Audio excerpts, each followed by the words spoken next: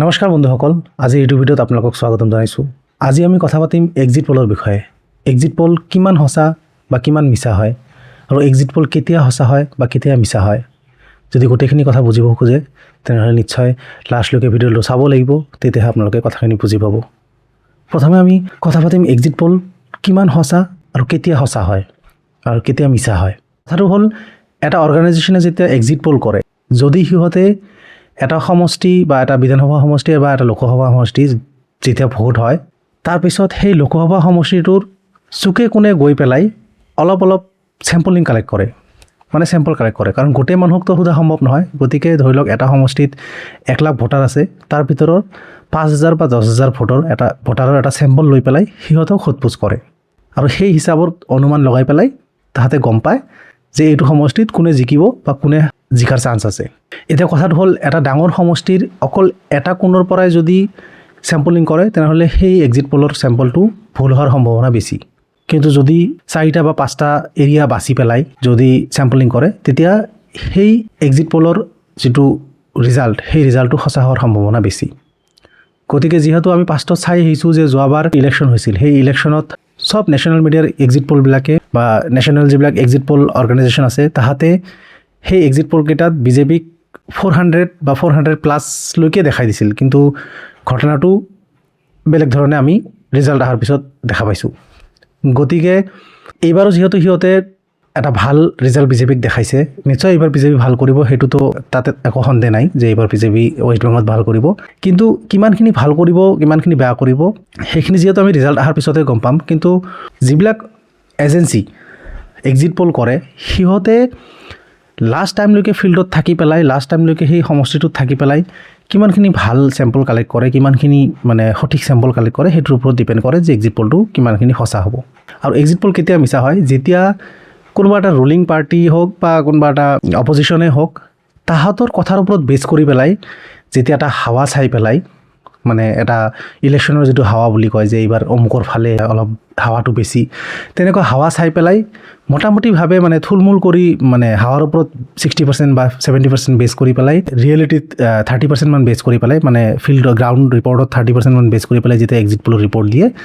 তেতিয়াই এক্সিট পলবিলাক অলপ ভুল হোৱাৰ চান্স থাকে বা ভুল হয়। কাৰণ লাষ্ট MP ইলেকশ্যনত বিজেপি যেতিয়া ক্লেইম কৰিছিল, অমিত শ্বাহজী মোদীজীয়ে যেতিয়া ক্লেইম কৰিছিল যে আপকি বাৰ 400 পাৰ, তেতিয়া এক্সিট পলৰ যিবিলাক এজেঞ্চি আছে, সিহঁতেও মানে সেই কথাৰ ওপৰত বেছ কৰি পেলাই এক্সিট পলৰ ৰিপৰ্ট দি দিছে। মোৰ সেনেকুৱা ফিল হয়। কাৰণ যদি সিহঁতে গ্ৰাউণ্ড ৰিপৰ্ট ল'ল হয়, তেনেহ'লে হয়তো সিহঁতে অলপমান ৰুলিং পাৰ্টিৰ লগতে হওক বা যিকোনো পলিটিকেল পাৰ্টিৰ লগতে হওক, সিহঁতে বিমত হ'ল হয় যে নহয়, এক্সিট পল এনেকুৱা নহয়, আমাৰ এক্সিট পল মতে ৰিজাল্ট এইটো আহিছে, আপোনালোকে বাকীখিনি কাউণ্টিঙৰ পিছত চাই ল'ব। গতিকে এইখিনি কথা সদায় ধ্যান ৰাখিব লাগে যে এক্সিট পল কেতিয়া সঁচা হয় বা কেতিয়া মিছা হয়, এইখিনি কথাৰ ওপৰত ধ্যান দিলে আমি গম পাই যাওঁ। এতিয়া কথা হ'ল, যিহেতু আমি অসমৰ, গতিকে অসমৰ ইলেকশ্যনটো আমাৰ কাৰণে চবচে বেছি ইম্পৰ্টেণ্ট। তো এইবাৰ যিহেতু মামাই কৈছে যে ইলেকশ্যনত এইবাৰ আমি 100+, তো এক্সিট পলৰ ৰিজাল্টটো মোটামুটি 85, 100ৰ ওচৰা-ওচৰি দেখাই দিছে। কিন্তু আচল কথাটো হ'ল, যিহেতু মই ভাবোঁ, এইটো মোৰ পাৰ্চনেল মতামত, মই ভাবোঁ যে ইলেকশ্যনত ৰুলিং পাৰ্টিৰ লগত অপজিশ্যনৰো সিমানেই দৰকাৰ থাকে। কাৰণ আপুনি ফুটবল খেলৰ ক্ষেত্ৰতে চাওক বা ক্ৰিকেটৰ ক্ষেত্ৰতে চাওক বা পলিটিকেল পাৰ্টিৰ ক্ষেত্ৰতে চাওক, যদি অপজিশ্যন ভাল নহয় তেনেহ'লে গেম কেতিয়াও নজমে। যদি একতৰফীয়া গেম হয় তেনেহ'লে কেতিয়াও নজমে। মানুহ ইণ্ডিয়া পাকিস্তানৰ গেম এইটো কাৰণে চাই ভাল পায় ক্ৰিকেট, কাৰণ সেই গেম ক্ৰিকেটটো বহুত কণ্টেষ্ট হয়। সেইকাৰণে গোটেই ইণ্টাৰনেশ্যনেল লেভেলতে সেইটো ইণ্ডিয়া পাকিস্তানৰ ক্ৰিকেট মেচ সদায় মানে চবৰে ফেভৰেট। ঠিক তেনেকুৱা আপুনি যদি কেতিয়াবা ফুটবল বা ক্ৰিকেট খেল ফিল্ডত চাব গৈছে লোকেল এৰিয়াটো, যদি দুইফালৰ কণ্টেষ্ট সমান নহয়, তেনেহ'লে আপোনাৰ এনেকুৱা লাগিব এটা টীম ভাল লগা নাই, মাজা নেহি আৰা, মানে এনেকুৱা টাইপৰ। তো এইবাৰ মই ভাবোঁ, আৰু কেইটামান মই নিউজ চেনেল চাই পেলাই, মেইন ষ্ট্ৰীম মিডিয়া হওক বা ইউটিউব চেনেল চাই পেলাই হওক, কিছুমানে মানে অলপমান খুলি কয়, কিছুমানে নকয়, তেনেকুৱা কথাবিলাকৰ ওপৰত এনালাইজ কৰি পেলাই মোৰ এইবাৰ ফিল হৈছে যে বিজেপি গভৰ্ণমেণ্টত আহিব, এইটোতো 100%, এইটো চিয়'ৰ। কিন্তু অপজিশ্যনে এইবাৰ এটা ভাল পজিশ্যন পাব যেন মোৰ ফিল হৈছে। যদিও ডিলিমিনেশ্যন কিবা কিবি এইবিলাক হৈছে বা চেচাৰ হৈছে, তাৰ পিছতো এইবাৰ অপজিশ্যন মোটামুটি এটা ভাল পজিশ্যনত আহিব। আৰু অন্যান্য যিবিলাক আছে এক্সিট পল মতে অন্যান্যক 2টা বা 3টা ছিট দেখাইছে তেনেকুৱা নহয় মোৰ মতে 8ৰ পৰা 10টামান অন্যান্যত আহিব আৰু কংগ্ৰেছ প্লাছ যিটো আছে কংগ্ৰেছৰ গঠবন্ধনত মোৰ মতে 50 হয়তোবা টাচ কৰিব সেইটো 4 তাৰিখে গম পাম মোৰ এই ভিডিঅ'টো আপোনালোকে আৰবাৰ খুলি চাব ময়ো চাম নিশ্চয় ময়ো কোনো অন্তৰ্যামী নহয় 50 মোটামুটি টাচ কৰিব আৰু বিজেপি হয়তো বহুমত পাব মানে বহুমতৰ যিটো লাইন মানে 64-65ৰ যিটো লাইন সেই লাইনৰ আশে-পাশে থাকিব মোৰ এইটো মই যিখিনি এনালাইজ কৰিছোঁ বেলেগ ৰিপৰ্ট চাই পেলাই কাৰণ মইতো কোনো সাংবাদিক নহয় সেইখিনি ৰিপৰ্ট এনালাইজ কৰি পেলাই মই এনেকুৱা পাইছোঁ যে কংগ্ৰেছ 50 টাচ কৰিব পাৰে বিজেপি যিটো বহুমতৰ যিটো মানে আমাৰ গভৰ্ণমেণ্ট বনাবৰ কাৰণে যিটো 64-65 ছিট লাগে সেইটোৰ আশে-পাশে থাকিব আৰু অন্যান্য যিটো আছে সেইটো 8ৰ পৰা 10 8 বুলি ধৰি লৈছোঁ মই তেনেকুৱা এটা কণ্ডিশ্যনত থাকিব 4 তাৰিখে আহক ৰিজাল্ট কি হয় বাকী কমেণ্টত আপোনালোকে জনাব যে আপুনি অপজিশ্যনটোক কিমান গুৰুত্বপূৰ্ণ বুলি ভাবে কাৰণ আমি যদি অপজিশ্যন কিহৰ কাৰণে দৰকাৰ আমি যদি কাৰোবাৰ হাতত অস্ত্ৰ উঠাই দিওঁ শস্ত্ৰ সব উঠাই দিওঁ কাৰণ গভৰ্ণমেণ্ট মানে কি গভৰ্ণমেণ্টৰ হাতত আমি গোটেইখিনি দায়িত্ব দি দিওঁ যে আমাৰ ষ্টেটটোৰ কাৰণে আমাৰ ৰাজ্যটোৰ কাৰণে ভাল কাম কৰক কিন্তু অপজিশ্যন হ'ল এটা লাগাম টাইপৰ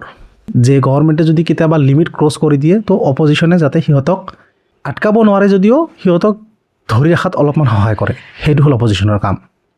আপুনি যদি একজন মানুহক কিবা এটা পইচা দি পেলাই পঠাই দিল ক'তবা যে গৈ পেলাই এই পইচাটো মোক দিয়া লগত কিন্তু আৰু এজন মানুহ পঠাই দিয়ে যাতে সেই মানুহজন পইচা লৈ পলাই নাযায় কথাটো তেনেকুৱা সেইকাৰণে অপজিশ্যনৰ দৰকাৰ আছে অপজিশ্যন থাকিলে বহুত ৰাইজৰ মুদ্দা গভৰ্ণমেণ্টৰ আগত উঠাব কেতিয়াবা ভাল মুদ্দা উঠায় কেতিয়াবা নিজৰ ফাইদাৰ কাৰণে বেয়া মুদ্দা উঠায় সেইটো বেলেগ কথা কিন্তু ডাইৰেক্টলি ইনডাইৰেক্টলি মুদ্দা উঠাব মানুহৰ যিবিলাক কষ্ট বেদনা সেইবিলাক পাৰ্লিয়ামেণ্টত উঠাব বিধানসভাত উঠাব তেতিয়া ৰুলিং পাৰ্টিয়ে কিছুমান ক্ষেত্ৰত বাধ্য হয় যে এইখিনি কাম কৰিব লাগিব গতিকে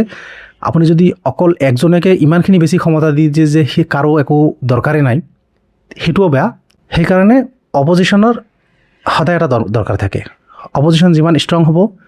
ৰাজ্যখনত সিমানখিনি বেছি ভাল কাম হোৱাৰ সম্ভাৱনা বেছি থাকে গতিকে কমেণ্টত জনাব আপুনি অপজিশ্যনৰ যিটো ভূমিকা সেইটো কিমান গুৰুত্বপূৰ্ণ বুলি ভাবে আৰু আপুনি এটা মানুহকে গোটেইখিনি ক্ষমতা দিয়াৰ কিমানখিনি পক্ষত বা বিপক্ষত সেইখিনি বস্তুও জনাব বাকী 4 তাৰিখে আমি গম পাম আশা কৰিছোঁ বুজি পাইছে 4 তাৰিখে আৰু এবাৰ আমি এই বিষয়ে কথা পাতিম গভৰ্ণমেণ্ট আহিলে কি কৰিব কি নকৰিব ধন্যবাদ আজিৰ কাৰণে ভিডিঅ'টোত এইখিনিয়ে আশা কৰিছোঁ পৰৱৰ্তী ভিডিঅ'ত আকৌ লগ পাম চেনেলটো ছাবস্ক্ৰাইব কৰিব ভাল লাগিলে লাইক কৰিব ধন্যবাদ